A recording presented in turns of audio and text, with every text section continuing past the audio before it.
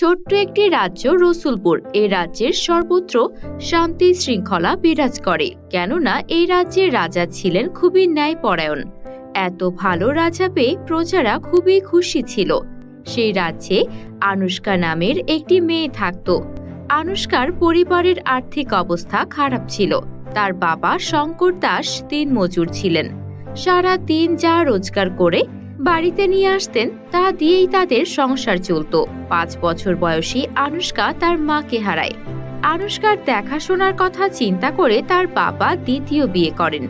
আনুশকার সৎ মা পার্বতী আনুশকাকে সহ্যই করতে পারত না। আনুশকার ছোট বোন অঞ্জলি ছিল রহিমার চোখের মণি। একদিন সকালবেলা, মা অঞ্জলি, এদিকে আয়, দেখে যা, তোর জন্য গরম গরম পরোটা বানিয়েছি। আয় মায়, পরোটা খেয়ে যা। হ্যাঁ মা, আসছি। ওই মুখ পুরিটা কোথায়? সে কখন বলেছি বাসনগুলো মাজতে, এখনো হয়নি ওর বাসন মাজা? এক কাজে দিন পার করে দিবি নাকি? আচ্ছা মা, তুমি সব সময় দিদির সাথে এত বাজে ব্যবহার কেন করো বলো তো? দিদি তো তোমার সব কাজ করে দেয়, তারপরও তুমি দিদিকে বকাঝকা করো। আমার মতো দিদিও তো তোমার মেয়ে, তাই না? মেয়ে না ছাই, তোকে ওর হয়ে কথা বলতে বলেছি? চুপচাপ খেয়ে ঘরে যা। এমন সময় শঙ্কর বাড়িতে এসে চিল্লাপাল্লা শুনতে পায়। কি গো, আজ আবার কি হলো? রোজ রোজ এসব ভালো লাগে না বাপু। কেউ কি আমাকে বলবে হয়েছেটা কি? কি আর হবে, তোমার গুণধর্মের বোঝা আমি আর বইতে পারছি না বাপু। আহা, মা মরা মেয়েটার দেখাশোনা করার জন্যই তোমাকে এনেছিলাম, সেটাই ছিল আমার সবচেয়ে বড় ভুল। এই বলে শঙ্কর সেখান থেকে চলে যায়। আনুশকা কাঁদতে কাঁদতে বাসন মাজছিল, এদিকে অঞ্জলি বসে বসে পরোটা খাচ্ছিল। আনুশকা বাসন মাজা শেষ করে খেতে আসে। পার্বতী একটা পড়ে যাওয়া রুটি আনুশকাকে খেতে দেয়। আনুশকা চুপচাপ খেয়ে নেয়। এই ঘটনা আনুশকার সাথে রোজ ঘটে। এসবে আনুশকা অভ্যস্ত। আনুশকা সময় পেলে নদীর তীরে বসে প্রকৃতি উপভোগ করে। আনুশকার স্বপ্ন সে রাজসভায় গিয়ে রাজার কাছে অনুমতি নিয়ে রাজপ্রাসাদটা ঘুরে দেখবে। কিন্তু রাজসভায় প্রবেশ করা তো আর চারটিখানি ব্যাপার নয়, তাই মনের ইচ্ছাটাকে মনেই রেখে দিয়েছে সে। বরাবরের মতো সেদিনও সে নদীর তীরে বসে প্রকৃতির দৃশ্য উপভোগ করছিল। হঠাৎ সে একটি কান্নার আওয়াজ শুনতে পায়। আরে, আশেপাশে কেউ একজন কাঁদছে মনে হচ্ছে, কিন্তু কে কাঁদছে? আমি তো কাউকে দেখতে পাচ্ছি না। যাই, ভালো করে একটু খুঁজে দেখি। এই বলে আনুশকা খুঁজতে শুরু করে। তখন সে দেখে একটি ঝোপের ভেতর থেকে কান্নার আওয়াজটি ভেসে আসছে। তারপর আনুশকা ঝোপের কাছে যায় আর দেখে একটি পরী মাটিতে পড়ে আছে। আনুশকা দ্রুত পরীটির কাছে গিয়ে বলে, কি হয়েছে তোমার? তুমি কাঁদছো কেন? বনে একটা শিকারী এসেছিল, সেই পাখি শিকার করতে গিয়ে আমাকে আঘাত করেছে। আমার ডানায় তীর গেঁথে গেছে, তাই আমি উঠতে পারছি না। আমার খুব কষ্ট হচ্ছে, আমাকে সাহায্য করো, দয়া করে আমাকে সাহায্য করো। আমার যে খুবই যন্ত্রণা হচ্ছে। তুমি একদম চিন্তা করো না, আমি এক্ষুনি তোমার ডানা থেকে তীর বের করে দিচ্ছি। হ্যাঁ হ্যাঁ, তাড়াতাড়ি করো, আমার যে আর সহ্য হচ্ছে না, অনেক বেশি যন্ত্রণা হচ্ছে। এভাবে থাকলে আমি হয়তো মারাই যাব। আনুশকা পরীর ডানা থেকে তীরটা খুলে দেয়। এরপর সে ঝোপ থেকে কিছু লতাপাতা ছিঁড়ে এনে হাতে পিষে পরীর ডানায় লাগিয়ে দেয় আর পরীর অনেকক্ষণ ধরে যত্ন করে। কিছুক্ষণ পর পরী আনুশকার সেবা যত্নে অনেকটা সুস্থ হয়ে ওঠে। পরীর ব্যথা সেরে গেল। পরী উঠে দাঁড়িয়ে বলল, তুমি আমার এত বড় উপকার করলে। কি নাম তোমার? আর তুমি কোথায় থাকো? আমার নাম আনুশকা, আমি এই গ্রামেই থাকি, নদীর ওপারে আমার বাড়ি। তোমাকে অনেক অনেক ধন্যবাদ, তুমি আমার প্রাণ বাঁচালে। তুমি না থাকলে আজ আমি মরেই যেতাম। এর বিনিময়ে তুমি কি চাও বলো? আমি তোমার ইচ্ছা পূরণ করতে চাই। বলো, তোমার কি ইচ্ছে? আমার কিচ্ছু লাগবে না পরী, তুমি সুস্থ হয়েছো, এতেই আমি খুশি। কখনো কারো উপকার করে তার কাছ থেকে প্রতিদান চাইতে নেই। কখনো কারো উপকার করলে নিঃস্বার্থভাবেই উপকার করতে হয়। এরপর পরী জাদু করে একটা নেল পলিশ এনে আনুশকার দিকে তাকিয়ে আনুশকাকে নেল পলিশটা দিয়ে বলল, শোনো মেয়ে, তুমি খুব ভালো মানুষ। এই নাও, এই জাদুর নেল পলিশটা আমার পক্ষ থেকে তোমার জন্য উপহার। এই নেল পলিশ হাতে পরে তুমি যা চাইবে সাথে সাথে তোমার সেই ইচ্ছেটা পূরণ হয়ে যাবে। এই বলে পরী সেখান থেকে চলে গেল। আনুশকা সাথে সাথে নেল পলিশটা পরে মনে মনে বলে, আমি রাজকন্যার মতো হতে চাই, যেন আমি রাজপ্রাসাদে প্রবেশ করতে পারি। জাদুর নেল পলিশ, তুমি কি আমার এই ইচ্ছেটা পূরণ করতে পারবে? আমি তো ছোট থেকে অনেক কষ্ট দেখে বড় হয়েছি। আমার শুধু এই একটাই ইচ্ছে, রাজকন্যার মতো হওয়ার। তুমি আমার এই ইচ্ছেটা তাহলে পূরণ করে দাও, তাহলে আমার অনেক ভালো লাগবে জাদুর নেল পলিশ। কথাটা বলার সাথে সাথে আনুশকার গায়ে রাজকন্যার পোশাক চলে আসে। এসব দেখে সে খুশিতে আত্মহারা হয়ে যায়। তার পরনে এত সুন্দর ড্রেস সে কখনো দেখেনি। তাকে দেখে যেন রাজকন্যাই মনে হচ্ছিল। এবার তার মনের আশা পূর্ণ হবে, সে রাজপ্রাসাদে প্রবেশ করতে পারবে। এত আনন্দের মাঝে সে খেয়ালই করেনি সে দেখতে হুবহু তার রাজ্যের রাজকন্যা ঝিনুকের মতো হয়ে গেছে। আনুশকা ভয়ে ভয়ে গুটি গুটি পায়ে রাজপ্রাসাদে প্রবেশ করে। তাকে দেখে রানী দৌড়ে আসে আর বলতে শুরু করে, কে কোথায় আছো? তাড়াতাড়ি এসো, আমার ঝিনুক ফিরে এসেছে। মা ঝিনুক, কোথায় ছিলি তুই? তোকে আমরা কোথায় কোথায় না খুঁজেছি। আমাদের ছেড়ে তুই কোথায় চলে গিয়েছিলি মা? তোকে না পেয়ে যে আমি পাগল প্রায় হয়ে গিয়েছিলাম।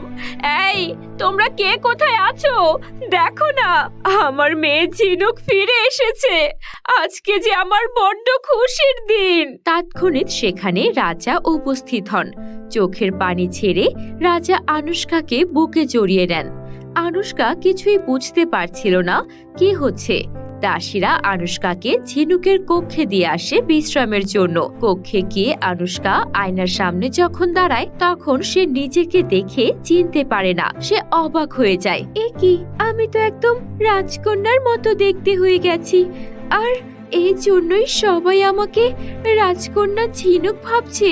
কিন্তু রাজকন্যা ঝিনুক কোথায় আছে? কি হয়েছিল তার সাথে? আমাকে জানতেই হবে। সবাই কেন আমাকে ঝিনুক ভেবে বুকে জড়িয়ে নিচ্ছে? তাহলে রাজকন্যা ঝিনুকই বা কোথায়? সেই কোথায় চলে গিয়েছিল? না না, এই সব কিছুর পেছনে নিশ্চয়ই কোনো না কোনো কারণ আছে। সেই কারণ আমাকে খুঁজে বের করতেই হবে, জানতেই হবে আমাকে আসল রহস্য। এই বলে আনুশকা ভাবতে থাকে কিভাবে সে রাজকন্যার সন্ধান পাবে। হঠাৎ তার পরীর দেয়া জাদুর নেল পলিশের কথা মনে পড়ে। তৎক্ষণিৎ সে এক মুহূর্ত আর দেরি না করে তার হাতে সেই নেল পলিশ পরে নেয় আর মনে মনে বলতে থাকে, আমার জাদুর নেল পলিশ, আমি দেখতে চাই রাজকন্যা ঝিনুকের সাথে কি হয়েছিল আর সে এখন কোথায় আছে। কেন সবাই আমাকে রাজকন্যা ঝিনুক ভাবছে আর আমার চেহারা একদম হুবহু রাজকন্যা ঝিনুকের মতোই বা কেন হয়ে গেল? এই সব কিছুর উত্তর আমি জানতে চাই। আমাকে সাহায্য করো জাদুর নেল পলিশ। সাথে সাথে রাজকন্যার সাথে ঘটে যাওয়া সকল ঘটনা সে দেখতে শুরু করে।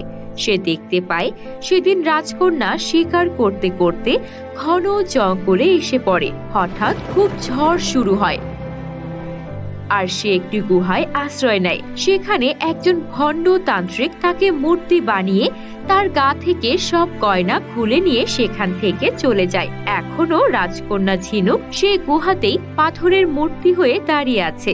এসব দেখে আনুশকা সিদ্ধান্ত নিয়ে নেয় সে রাজকন্যাকে উদ্ধার করতে বেরোবে। পরদিন সকালবেলা সে সবাইকে ডেকে বলে, আমি রাজ্য ভ্রমণে বেরোতে চাই, আমার রাজ্য ভ্রমণের ব্যবস্থা করা হোক। এ তুমি কি বলছো ঝিনুক? আমি তোমাকে কিছুতেই রাজ্য ভ্রমণে যাওয়ার অনুমতি দেব না। 2 বছর পর তোমাকে ফিরে পেয়েছি, তোমাকে আর হারাতে চাই না।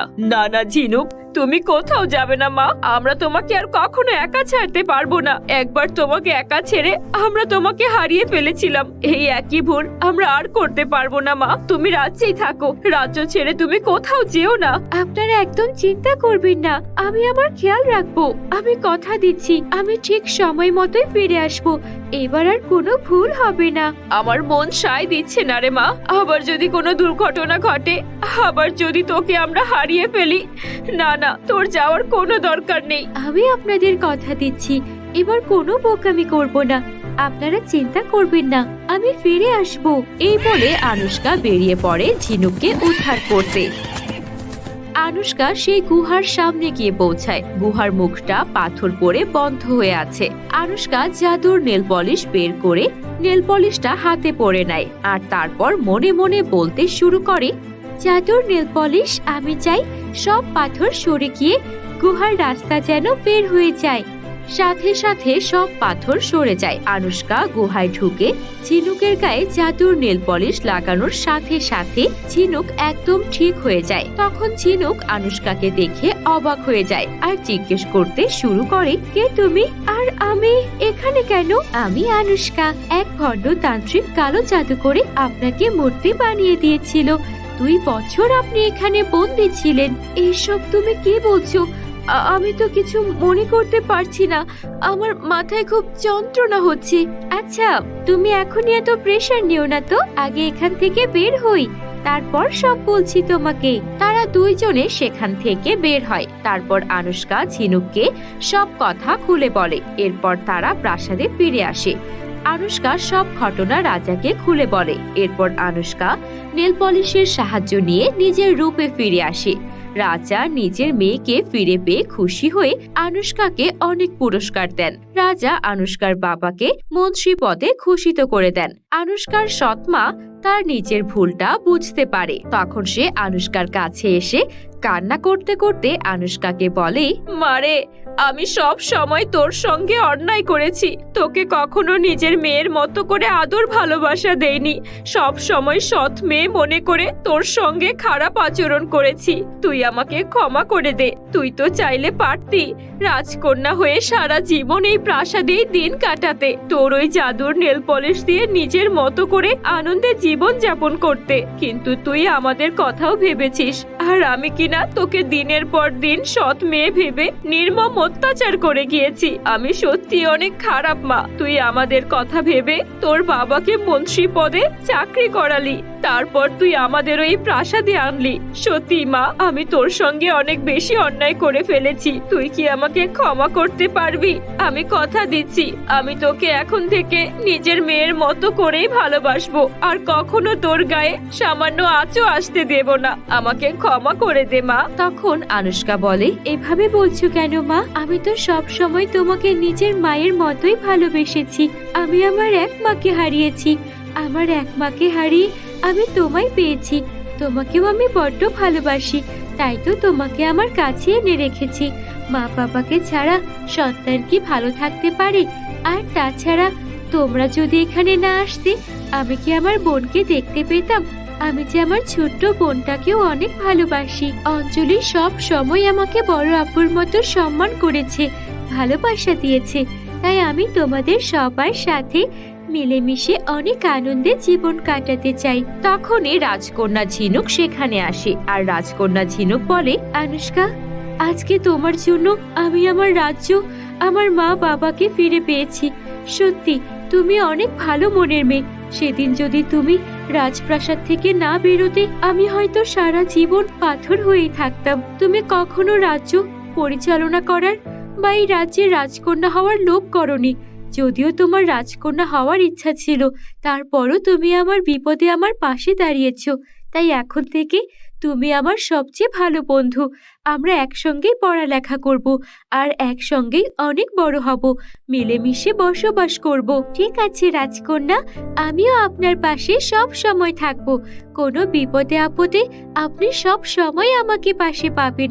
আর আমার এই জাদুর নেল পলিশ তো আছেই, এই নেল পলিশ আমাদেরকে সব সময় সাহায্য করবে।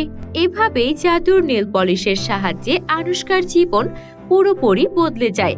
আনুশকা বাকি জীবন সুখে শান্তিতে কাটাতে থাকে। বন্ধুরা, গল্পটি ভালো লাগলে একটা লাইক করে দিও। আর তোমরা যদি আমাদের চকলেট টুন বাংলা চ্যানেলে নতুন হয়ে থাকো তাহলে আমাদের চ্যানেলটিকে সাবস্ক্রাইব করে বেল আইকন অন করে দাও। ধন্যবাদ।